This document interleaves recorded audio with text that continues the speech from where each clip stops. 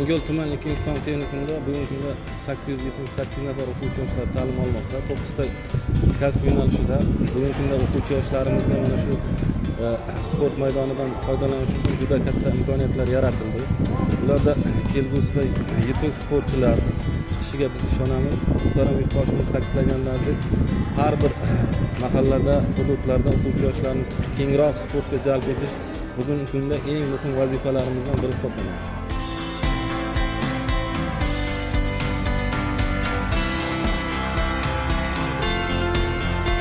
Shunaqa chiroyli stadionlarni bizga o'qish uchun sharoitlar yaratib berganliklari uchun yaratilishda o'z hissasini qo'shgan odamlarga rahmat aytmoqchimiz va biz bundan juda ham mamnunmiz.